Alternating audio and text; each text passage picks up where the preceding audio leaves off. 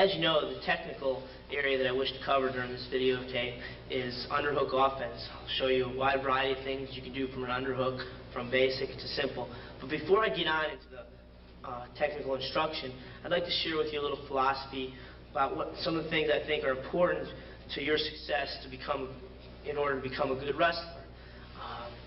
The four little areas I'd like to cover: goal setting, commitment, challenge, and satisfaction. Now those may sound like vague words right off the top of your head when I say them, but when I talk about them here for about 10 or 15 minutes, you'll come to understand what exactly I mean and how they're important to wrestling. When you think of goal setting, you don't just think, well, I want this. You don't just randomly think about it. You sit down and think, what do I want in the sport of wrestling? Why am I doing this? What are my goals? What do I want to achieve? All right? You don't think just, well, I want to be an Olympic champion.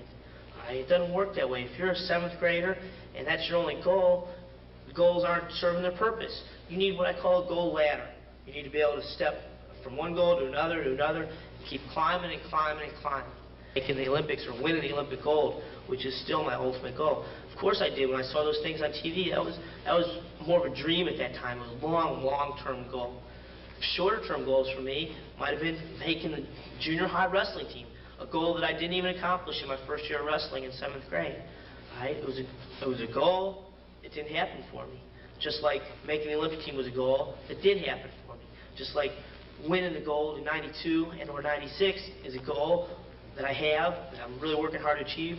Whether it happens for me or not remains to be seen. So you got small, short-term goals, immediate goals, this seasonal goal, make the varsity. You got the long-term goals, high school state champion, college scholarship, college NCAA champion, Olympic champion. Looking at the wide spectrum there. It's important that you sit down and think what you want, what are you trying to achieve. Even shorter term than your seasonal goal, your state championship or your varsity lineup goal, you got to think about technical goals. I want to perfect this thing. Think, what do I need to improve on? It is my goal to improve my high crotch or to improve my underhook offense, for example. Something you're going to learn a lot right here. You're going to see a lot of material here. By no means are you going to be a master of it after I teach it to you. Maybe your goal is by the end of the season to